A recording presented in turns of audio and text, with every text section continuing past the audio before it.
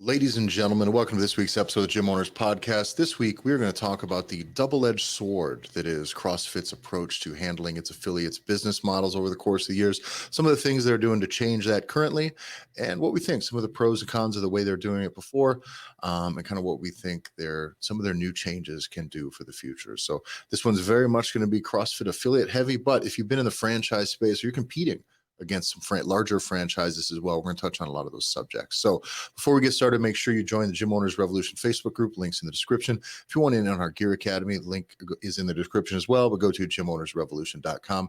Make sure you're following the show on Instagram for tips, freebies, giveaways, and updates. That's at the Gym Owners Podcast on IG. Follow me at Tyler Stone. That's Tyler EFFIN Stone. And you can find John at JBanksFL on Instagram. John, let's get right into it. So before we get bunch of people blowing our ears up about this.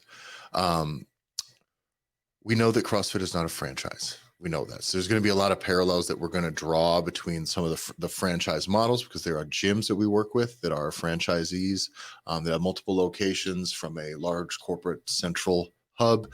And we also work with some businesses in other industries as well that are franchises. So John and I have a fair amount of experience in the management, launching, development of franchises as well in the fitness space and outside.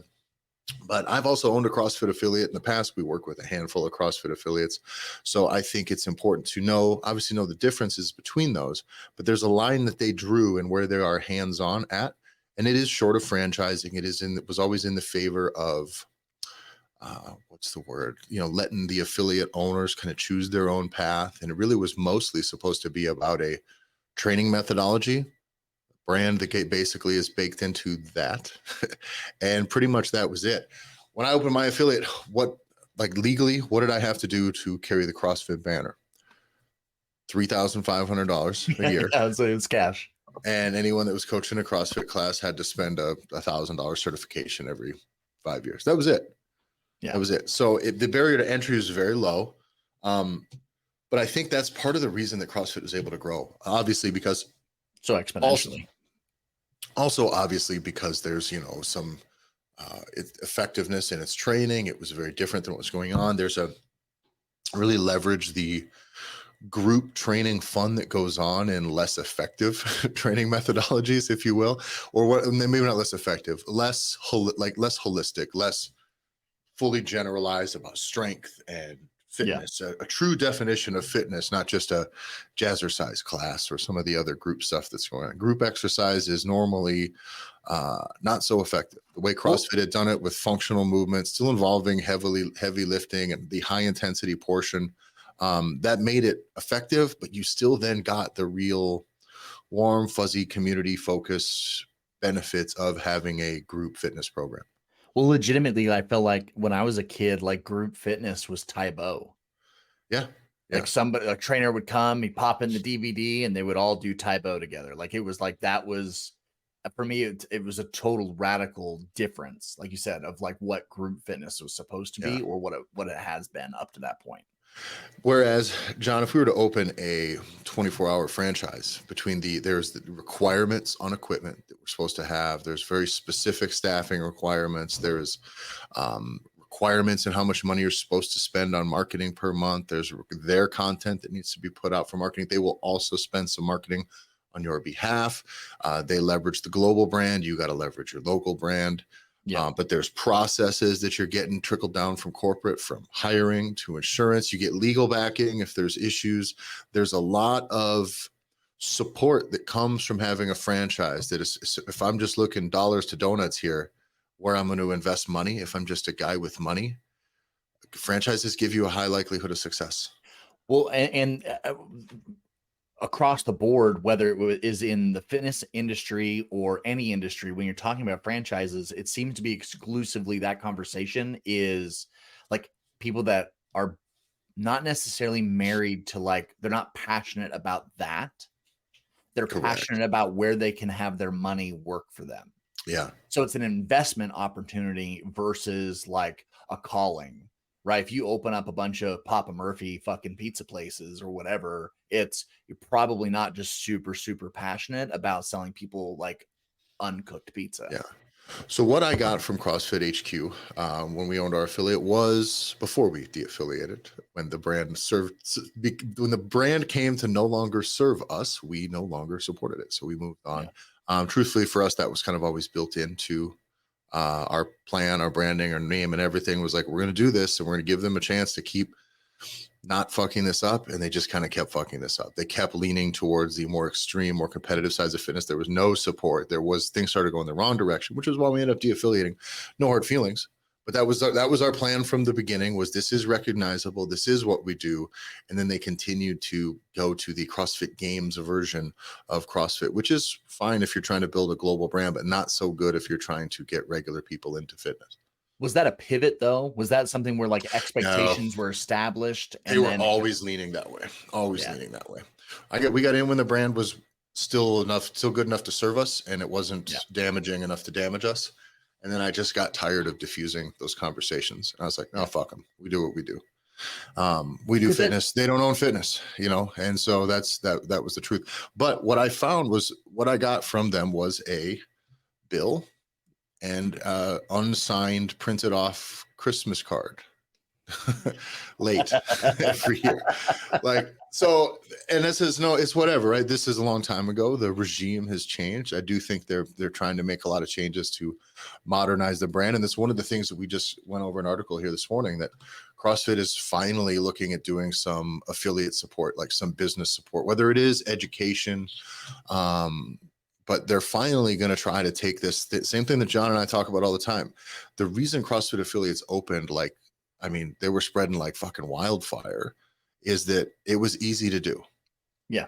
It cost me, I could have opened an affiliate with a lot less equipment and a lot more modest location than I did. But even then, it just cost me $40,000 for bottom up to get the whole thing started, equipment and everything, right? You ain't going to do it for a tenth of that in a 24-hour gym, not even close. And just to get the franchise name, you know what I mean? You're talking like it's a major difference, and that's where we're like drawing that line in the sand between an affiliate model and a franchise model. Yeah. It truly is like apples. But the CrossFit brand did make it very easy for coaches to become gym owners. It was a very easy way to stoke that fire of your passion for helping people, your passion for spreading fitness. And it started to make it very easy for you to kind of do your own thing, because you didn't have this big looming overhead that you had to just somehow come up with. And frankly, if you're a young coach, you're probably not swimming in the money yet. So you either would need to go to investor and then become immediately thrown into businessman fucking psycho swimming with the sharks type shit, or you can just start with some clients and get moving, but still have the support of a larger brand if that brand is what you do, if that is what you believe in. And so that worked. That got them from 0 affiliates to an absolute shitload of affiliates. Then became the problems. And the problem is that while giving somebody support for, staff education, a 2-day seminar is not enough. It's enough to sharpen some things up. And I'll say this, I don't believe the CrossFit Level 1 is a bad certification at all, frankly. I think there's a ton of good stuff to be gotten out of it. I think it misses some zoomed out perspective a little bit. But if you need to learn how to teach somebody generally how to squat, some of the basics of Olympic weightlifting, some of the basics of the movements that CrossFit defines as a priority, groovy. I'm with it. Like I thought the people that ran the staff, we know people on the Level 1 staff. I've coached with people on the Level 1 staff, great people, and they know their stuff for sure. I thought it lacked context in the larger programming, in the larger prioritization of what's done for exercises and why. And when I finally got tired of listening to people think that CrossFit is fast Olympic weightlifting for reps, and then at that point, and kipping pull-ups, I was like, you're focusing on the dumbest shit.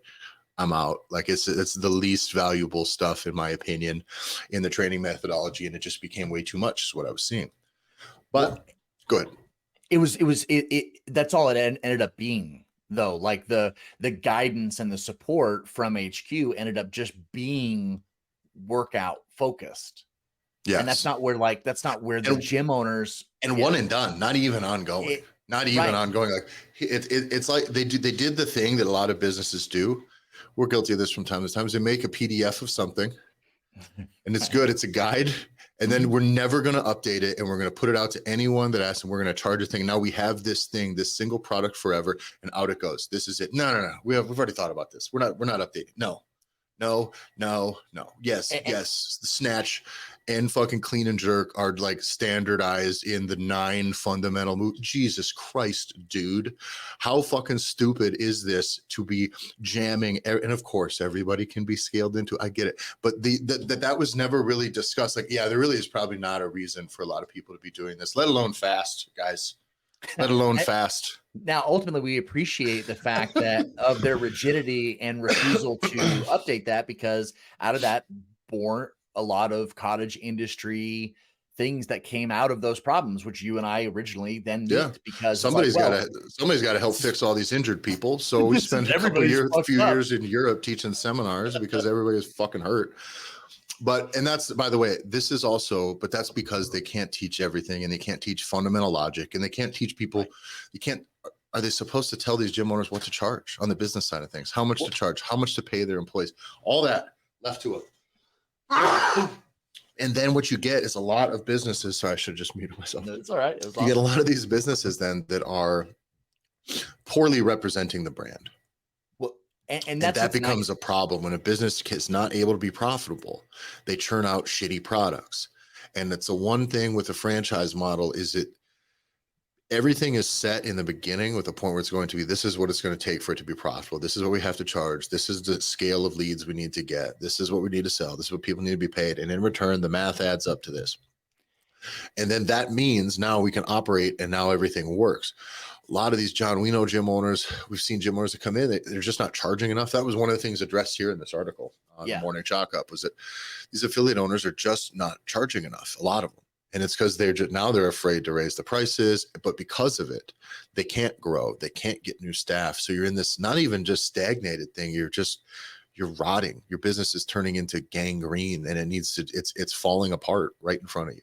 And you are getting, because you don't have that guidance, right? It is nice to see that they have identified that, because that's something a lot of gym owners and a lot of us have realized, that it's all of these individual affiliates, they're kind of figuring these things out in their own time frame.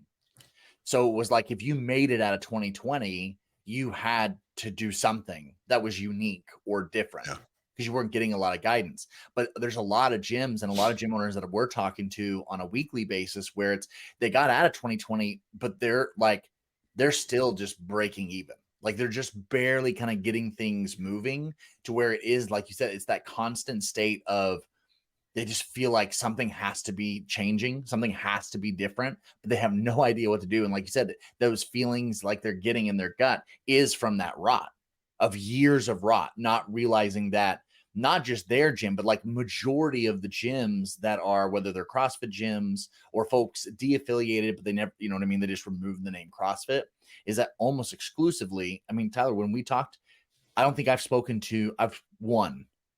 we've in the last 5 years, we've talked to one gym that wasn't underpriced.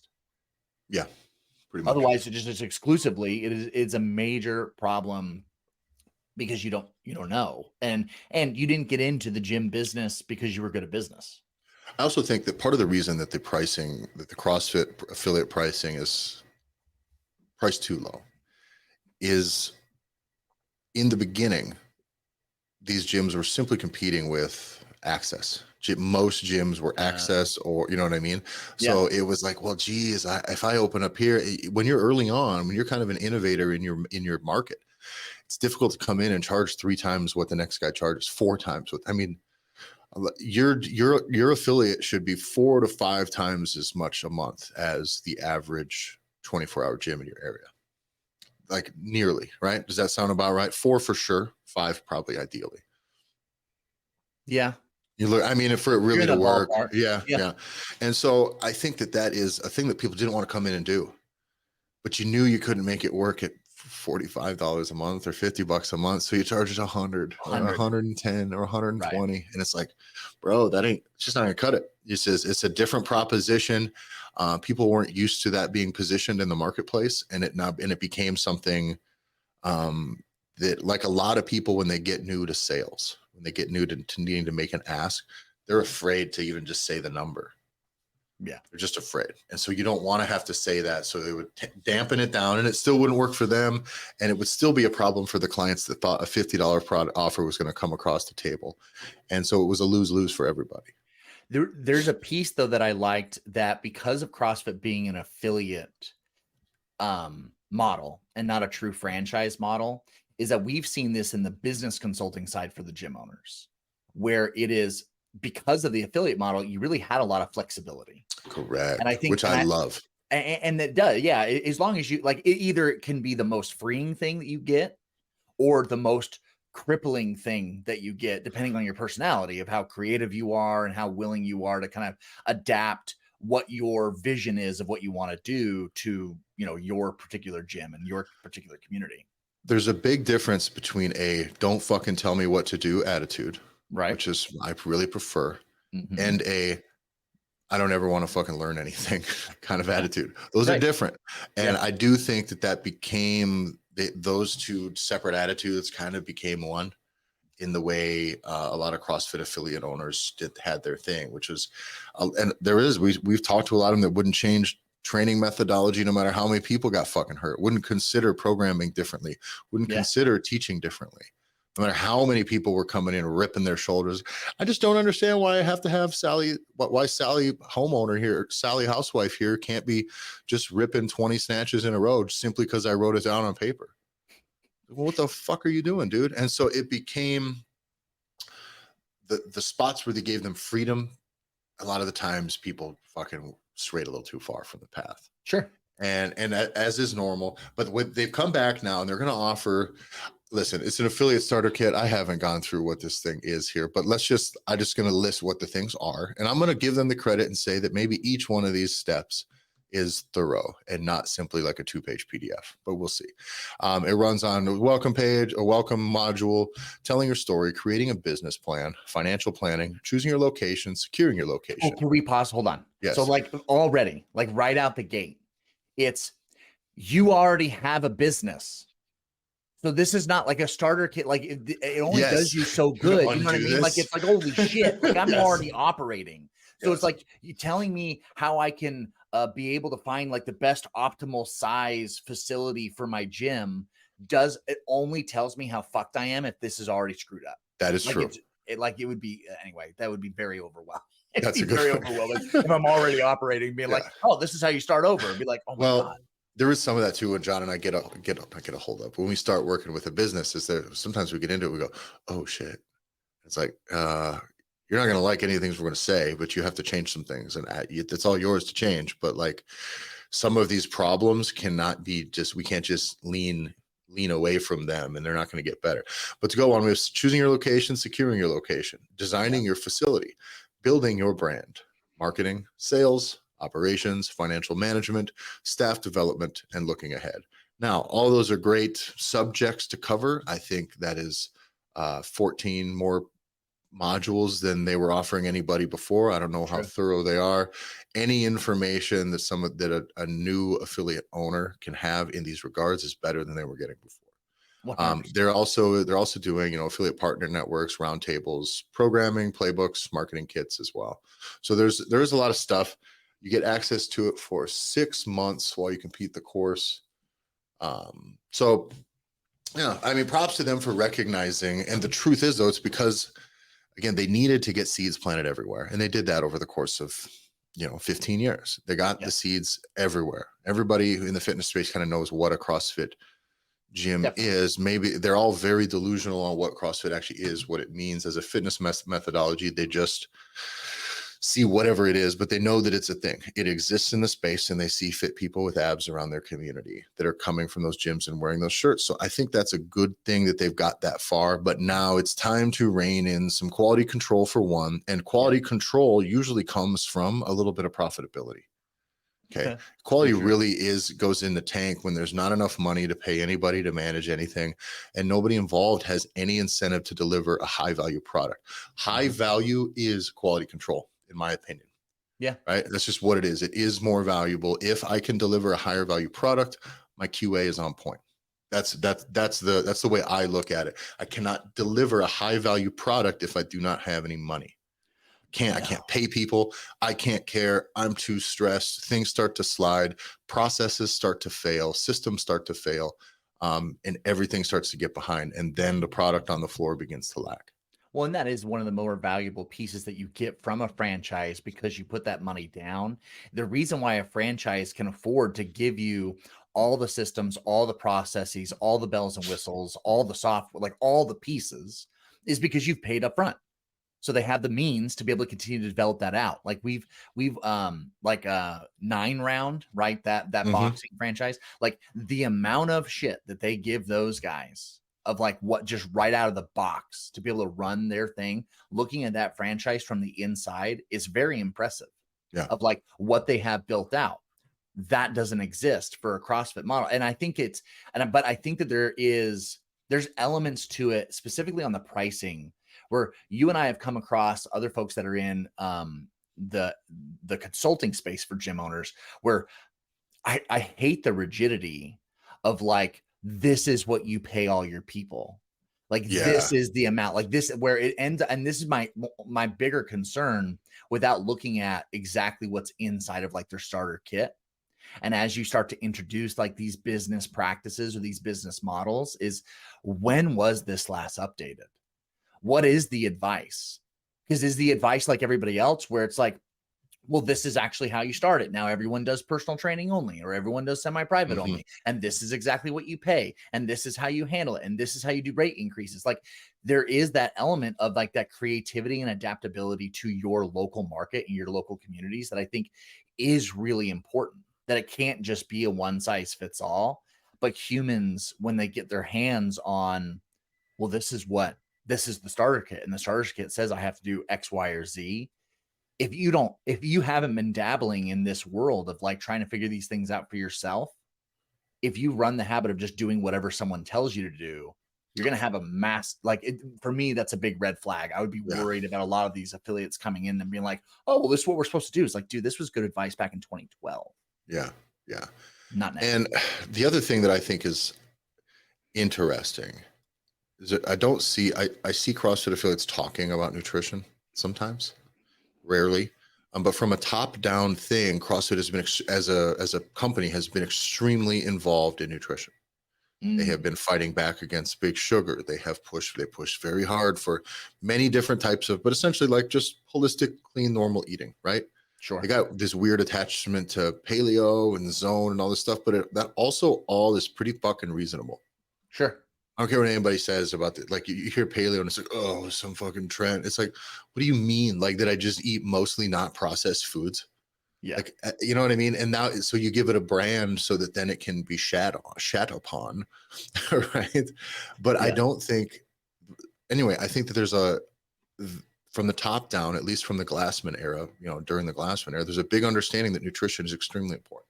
Hmm. That's why it's taught in the level 1, by the way. They teach you how to go through the whole thing with the zone diet, which is kind of like, kind of like Weight Watchers, where there's like points assigned and or Sure. whatever, right? But Yeah. it's a practical way if you needed just a cheat sheet to run off of. It's not stupid. Yeah. It really isn't. And so, but there is then no guidance on how to fucking teach that, it's just, here's what it is, how to sell that, how to guide people in that. And now I'm sure there are continuing education seminars that happen 2 times a fucking year, It will be. that maybe exist but maybe haven't existed since 2020, and a lot of those things keep drying up in their education circuit. But I was bothered by the fact that there was no integration of that into the business model, and those are the things that I think when John and I talk about designing Hmm. your fitness business around the success of your potential fitness clients, that needs to be, I mean, not a part of your product, but it needs to be offered to them. It needs to be a product that people can buy. It needs to be a service that can be delivered, because these people are not changing their food habits. They're not going to have success. And if they don't have success, you suck, your business sucks, it doesn't work, and you do not get very many second, third, and fourth chances in the fitness industry, especially when you're the most expensive one around. Because you can't, like we've said, you can't just be a place for people to work out. There has to be a differentiating factor. And the reality is that as we see more major players coming into the space of boutique gyms and studios, is that one of them will figure this out. Mhm. and they will start to implement this and have it be part of their normal offering and their normal like packages. But then you're going to have lots and lots of players that are just going to be places to work out. So it's going Yeah. to become more imperative that you have those things that are really clearly stated of how you're going to look different. We talk about there's one thing I really like that they have proposed, and it kind of pushes me more towards like if you're somebody that's listening, you don't give a fuck about CrossFit or anything to do with this topic of like how you can start to implement some of these strategies that CrossFit's super excited about because they're going to bring out, but like you could have been doing all along. Yeah. Like you don't need to have business daddy tell you what to do. And one of the things that I like they're going to talk about is the idea of having mentor gyms. Business mentors. Yeah. Other gym owners. Yeah.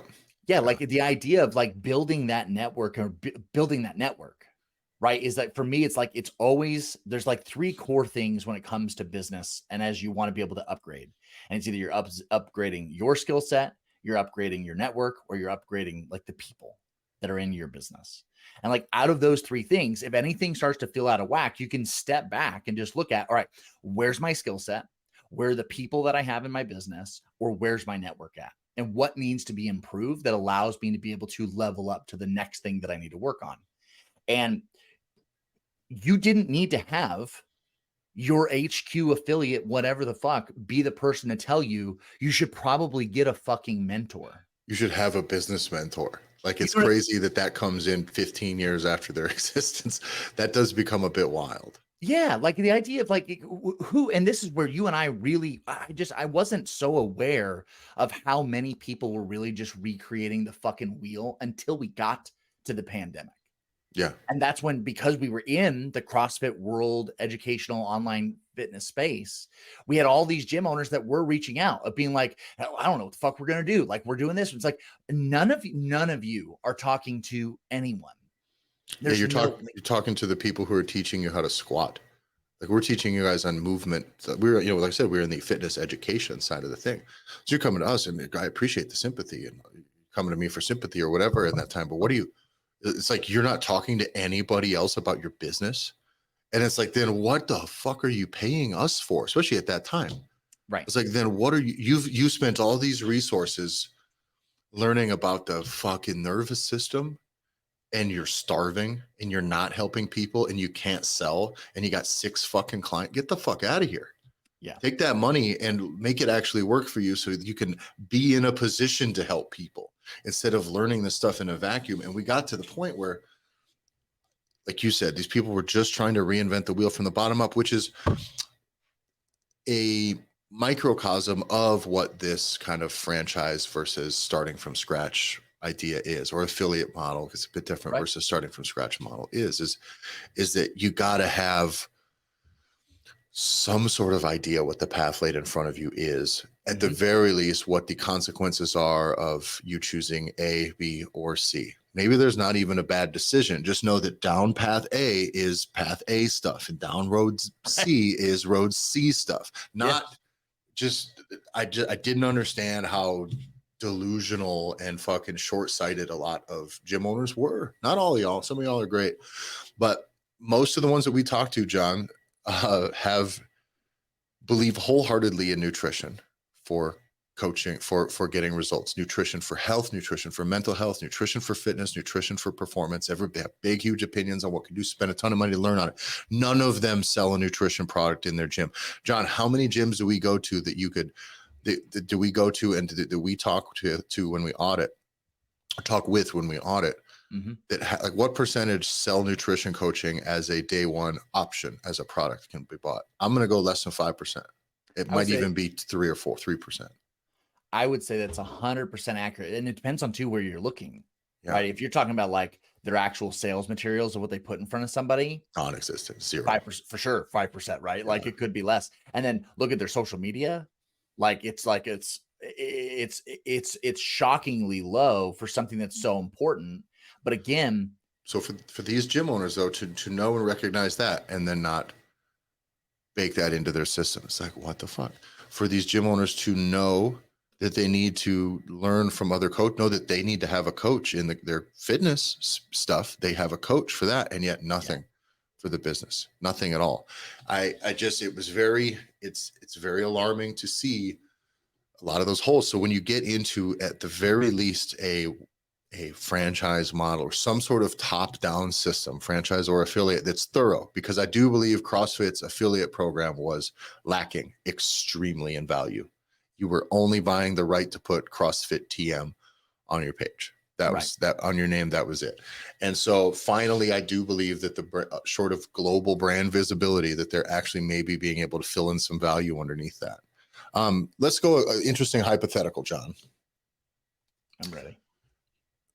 Do you think CrossFit would have been more productive, maybe not more productive, but tell me what you think would have happened if CrossFit was a actual franchise from the beginning? Well, you wouldn't have spread as fast. That's correct. Right out the gate, right? It would have been more costly. It's so funny when you think about it, like, and I wasn't prepared. I wasn't prepared for this question, Tyler, but it's like in the back of my mind, you would have had Sharks would have been around way sooner. I think it would have been acquired multiple times by now. Oh, First, yeah. at a much smaller scale. Absolutely. I'm very interested to see the direction that it would have gone from, like where it would have tried to place itself in the market if it were to create a singular product vibe, like a 24-hour spot where there's color themes, equipment standardized, and all those things. If I'm being honest, that level of standardization for the CrossFit business model, I really like. I would have rocked. I really do like it. In my opinion, if CrossFit would really do some top-down stuff, or like, I don't know how you do it at this point, maybe, but like, I think that would be this. It would be all of the things that this Nike play that we talked about last week, Nike getting into studios, except with a real shot at being about real fitness. And like all around fitness, and now the issue I always took with what this would be, the franchise model would be, and with what CrossFit, people who were too diehard about class fitness and group fitness stuff, is it really did limit the businesses and what they could do for other people, what you can do for teenagers with specific goals, what you can do for, how that business model works. If you're going to run a teens program, well, how focused can that be if we are only doing constantly varied functional movement at high intensity? Okay, well, can we periodize some stuff because this 15-year-old's got 8 weeks with me, or do I just need to throw constant variation at them, right? Can I lean into some of this stuff? And I do think that there was a lot of educational information that went out to diffuse some of that, but it left this current model that we have, left the CrossFit affiliates in a position to plug in some of these other types of things. Say, McDonald's is not going to have a McDonald's Steakhouse edition, most likely. Right. But you can do that with your CrossFit affiliate. John, do you think the brand would still be around if, let's just say, it went franchise in 2010?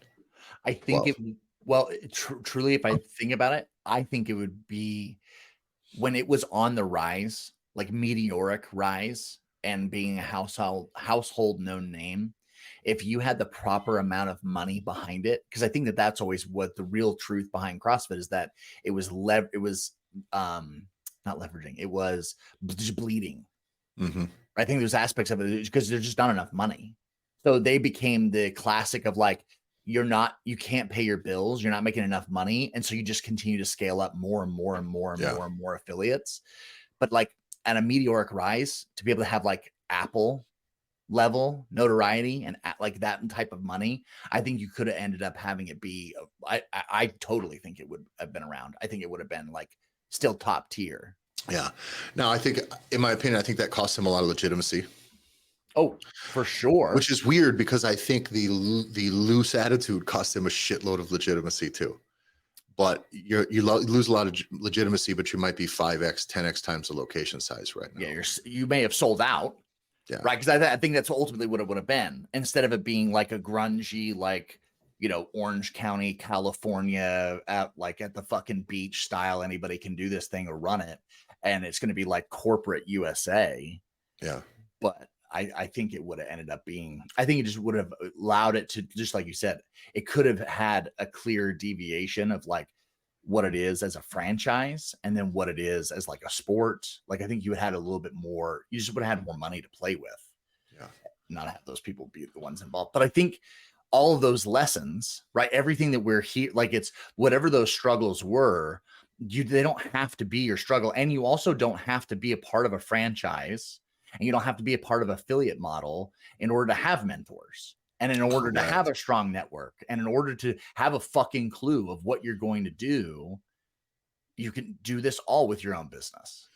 And if you look at what these, I have a list here of kind of like some of the main benefits that when we assess a business, John and I, over, if it's a franchise or otherwise, or we talk with an investor who's looking at getting into one or the other. These are some of the criteria that we run into. And really the benefits of having a franchise, I'll run through this quick, is you get brand buzz. Okay. It really is built in, especially if you're in a major market. You don't need to hand-to-hand network your way through.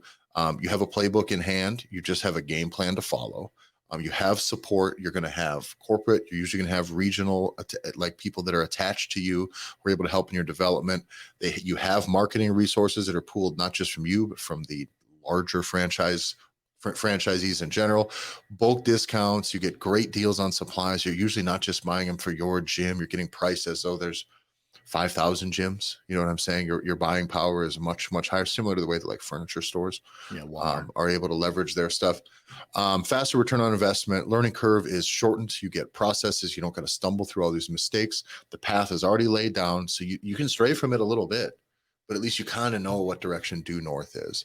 Networking is there. You can really not only just be with other gym owners or other business mentors, but ones that operate your systems as well, which is a big advantage. You get to be the boss without completely starting from scratch. And there is an exit strategy, because a franchise, guys, if you're gonna sell a 24-hour fitness gym that is a franchise that people know, you have a chance that someone's going to want to buy it. Okay. If you're John and Tyler's Fitness Emporium and it's a single location, once John and Tyler leave, that business is not worth much more than the equipment that's sitting in it. Yeah. And that's tough. Yeah. So, but it's important to know that if you are doing your own thing, if you know the support that the franchise type models can give you from the top down, those just become things those are things now that you need to lean a little harder into, because you lack them. You know that you do not have that type of marketing support. You know that you need to spend a very high amount of effort in building your brand locally. Lean into being a local brand, lean into being locally owned, but you can't be the local spot and just shut up and not say anything on your social media and not present anybody with offers. You need to be noisy. Okay. You got to be a disruptor then, because anybody can come. You can open up Anytime Fitness down the block here, right? And you don't got to say shit or advertise locally, and people are just going to know, they're going to see, and they know what it is. Yep. I open my spot in the same location. I got to be making noise. People don't know what I am. There's conversations that have to happen before they understand what goes on in this gym and whether or not it's for them. Well, that's tough. You got to be able to make that noise.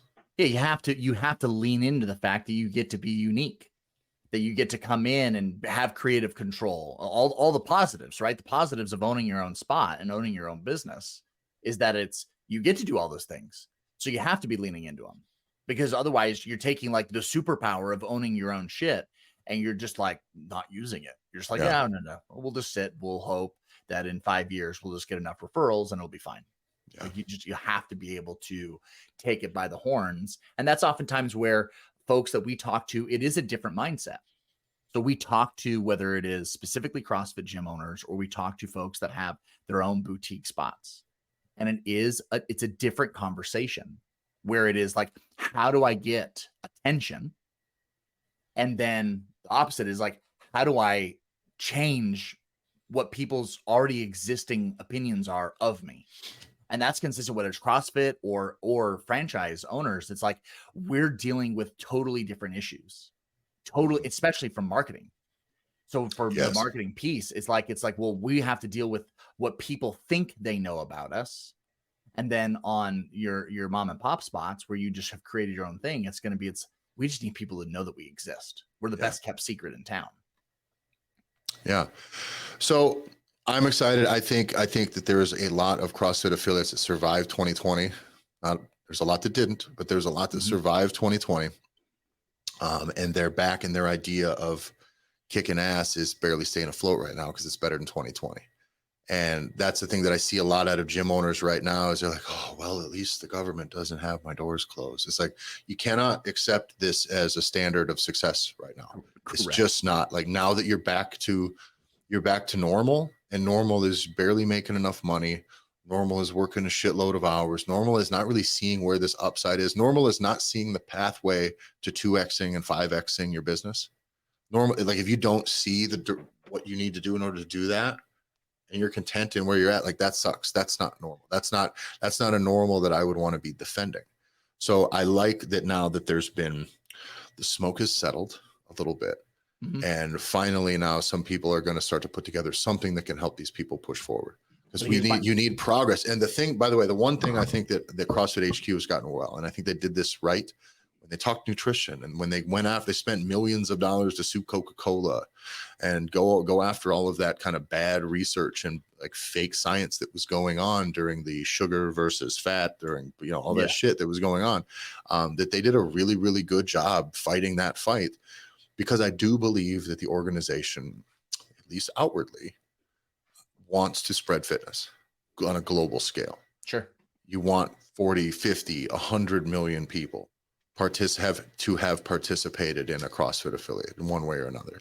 And by doing that, you're truly spreading health and fitness across the world. I do believe that sits as the mission. For me as a gym owner, that was what I wanted.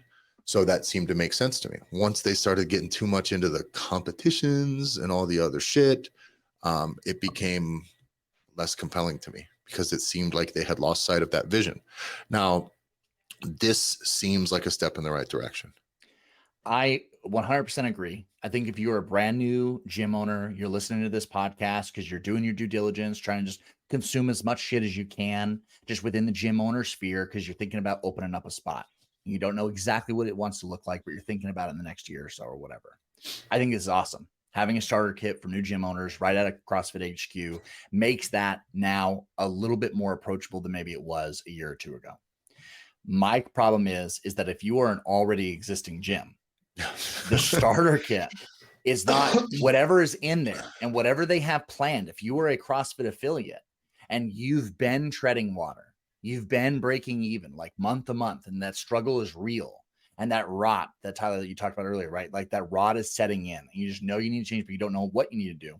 The starter kit for new gym owners and whatever HQ has planned for their next couple of years rollout with this new focus is not going to help you this month. Correct. It just isn't. It's not going to be fast enough. And so that's where, for me, it is, you have to make sure that you find networks or communities like, for us, the Gym Owners Revolution, that you can find right in the show notes, in the link in the description, of being able to find people that are trying to do this in real time. And this is the piece where, for us, it's usually not an issue of like, you've done the time, you've now struggled. For us, it's like, how fast can we get you now moving in the right direction?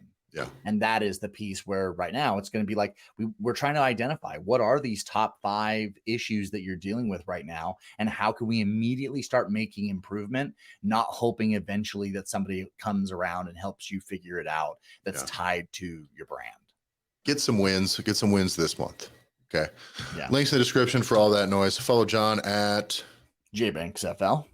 Follow me at Tyler F. Stone, Tyler EFF Ironstone. Follow the show at Gym Owners Podcast, or go to gymownersrevolution.com. Thanks for listening, everybody. We'll see you next week.